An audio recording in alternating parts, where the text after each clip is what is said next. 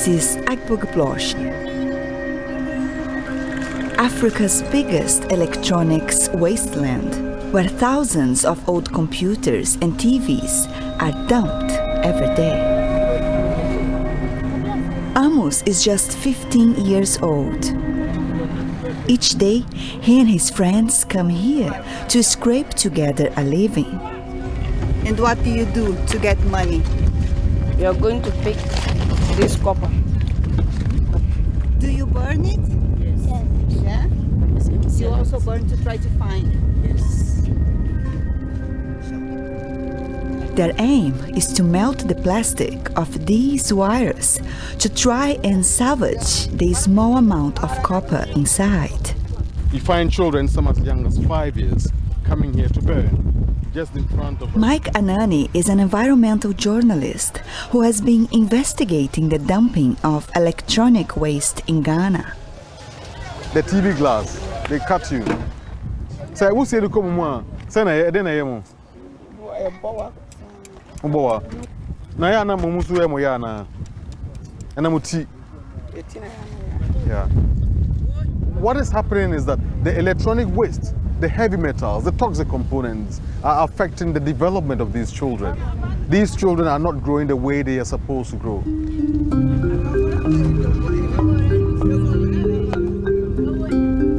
But these desperate children are not the only ones affected by the poisonous plumes. Mike takes me into the streets nearby.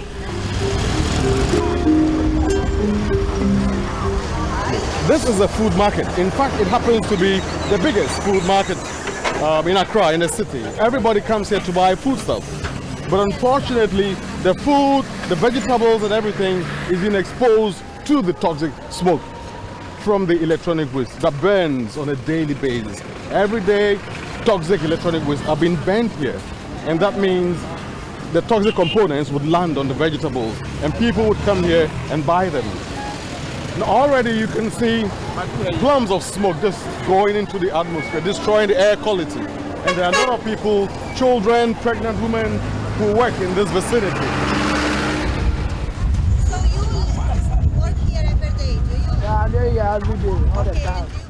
On a bridge over the polluted river, I meet a local shoe seller. Why don't you go to another place? You cannot work in another place.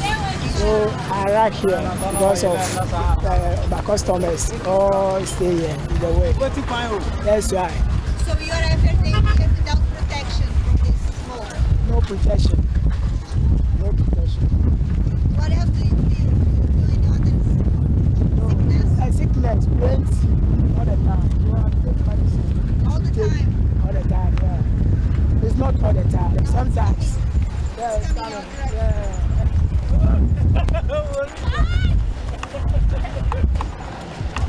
We had to move now because it's just so dust, the fumes, the chemicals, everything coming straight to our face.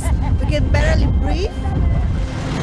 You are exposing yourself to a lot of heavy metals, and these heavy metals cause a wide range of cancer. You know, lung cancer, organ cancer basically, lungs, kidneys. They cause almost irreparable damage to your health. I come here very often, you know, to monitor the situation, document, talk to people here. We need to stop the illegal shipments of e-waste, and we need the evidence, we need the photos, we need these images to inform the international community. Mike says it has been like this for over 8 years, ever since illegal shipments of used electronics started arriving in Ghana. Now, these items are generated by these industrialized countries, Holland, you know, America, Canada, and they are supposed to dispose of these things all by themselves. But rather than do that, they put them on ships and send them here. We drive up to the container terminal at Tema, about 30 kilometers along the coast, to see how the high-tech trash gets here. A lot of these containers contain electronic waste from the industrialized countries, and we are talking about 500 container loads every month of electronic waste from these countries.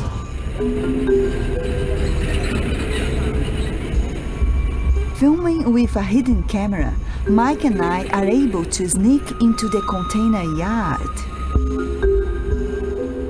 An international convention has made it illegal to ship hazardous e-waste to developing countries without a permit.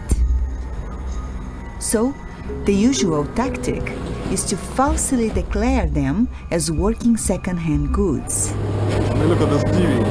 It should not be here. It's broken. This one. Yeah. Look at this huge old monitor. This one is out from Holland, you think? I'll have to find out. We find the people involved in the shipment. Who do we come to? Australia. Oh, okay. Australia? Australia, yeah. This one? Yeah. Everything is from Australia. Also, you've come a long way. Who lives there? Your brother lives there. All this from Australia. Just arriving from Sydney. Yeah, from Sydney.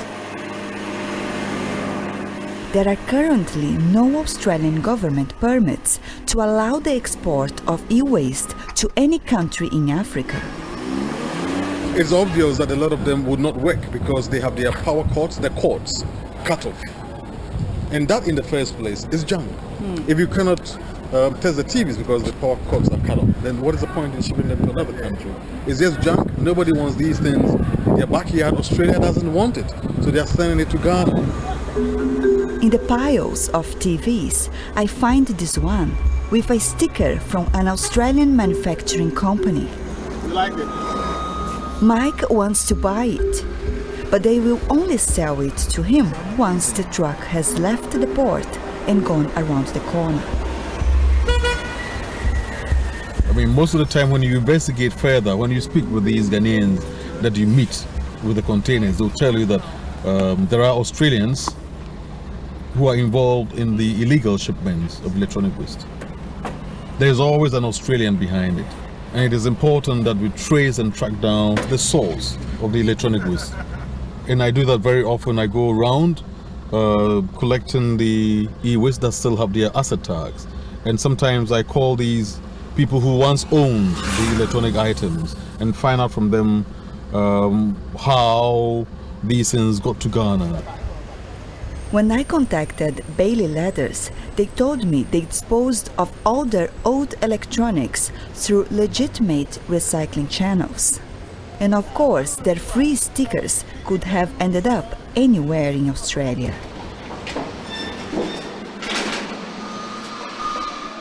To find out how this TV could have got to Ghana, we went to see Jordi Gio, who runs a new waste company in Sydney. He explains that environmentally safe recycling is an expensive process. This one has recycling fees upwards of $100 just to pick it up, recycle it, get rid of the lead content, and get the goods back into the marketplace. When Jordi sees the footage from Ghana, he's shocked but not surprised.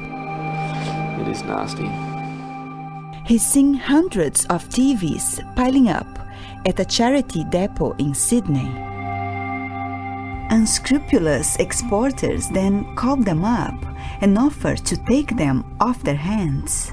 I know for a fact that container loads from that charity was sent overseas. We actually explained to them and said, listen, what you're doing is the wrong thing. But from their point of view, this product had been dumped on their doorstep. It was their responsibility, and they did not have the funding to get it recycled properly.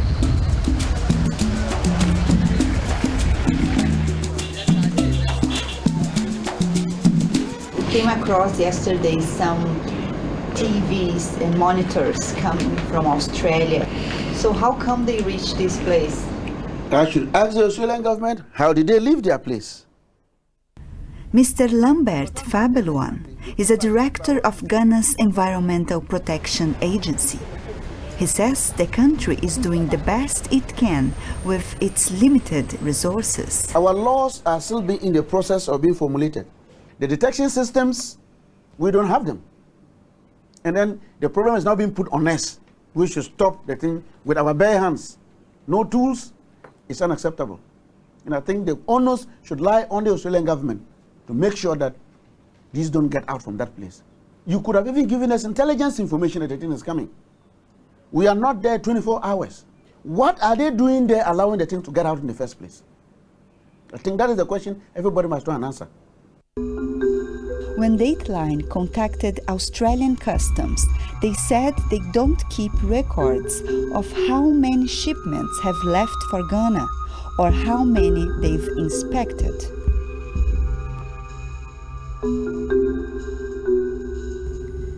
In the past 2 years, 15 containers of e-waste have been stopped from leaving Australian ports, but no one has been prosecuted.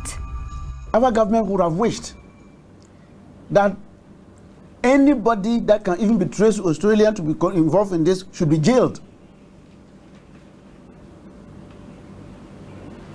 So I think the question should be answered the reverse way. Not what we are doing, allowing it in here, but what they are doing, allowing it out of their backyard. And this is the latest one? Yeah, this is the latest one which we got from the port. Back at Mike's office, he's adding the Australian TV to his collection. This is also from Ministry of Defence Property. It's coming from Bath in the UK. I saw this at the port, followed the truck, and it went straight to the dumps from West Yorkshire Police, Colorado Department of Corrections, Manchester Airport. Many of these institutions would be unaware that their used computers are ending up on the streets of Accra. Classified secret, US government property. And this will probably contain confidential information from the United States. This is also another one that also says secret. Mike takes me to meet a colleague of his, Enoch Messiah. So what we are doing now, we are going to see whether we can find any information on this very hard drive. He shows me another disturbing side of the e-waste trade that will worry anyone who's thrown away a computer. Yeah, so you go to data recovery. So you can find total information of someone, is that right? Yeah, you can find personal information, company information, and then So quick and easy. Yeah, quick and easy. So people can take information and then use it to frame you up or to do something against you. Yeah. Is it happening in Ghana? In Ghana, it's happening. With used hard drives available on almost every street, the threat of identity theft is very real. But the flood of e-waste has one small benefit for the people of Ghana. A small fraction of it can be fixed up and resold on the local market, giving people access to cheap computers and TVs. It also provides a livelihood for more than 10,000 people. So what are you trying to do? You're trying to fix. So where do you think this television set is coming from? Which country? It's coming from where? Italy. From Italy. And he's trying to fix it. But if it doesn't work, of course, it will soon end up in the lagoon. Those that can't be sold or fixed are taken to the dump site, where Ghana's poorest rake over it to eke out a living. After a day spent scrounging and inhaling toxic fumes, Amos and his friends go to sell what they've collected. Amos's small sack of copper fetches less than $1. Such a small profit at such a heavy cost. And I've always been very blunt with the US government. They have no moral right. And I'll tell the same thing to the Australian government, to the UK government. They have no moral right to allow their waste to come in here.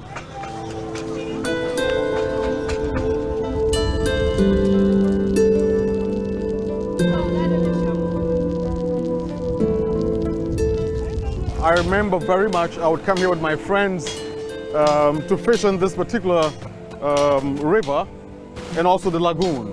And we would play. You know, it was a beautiful wetland with lush green vegetation, cattle grazing very nearby.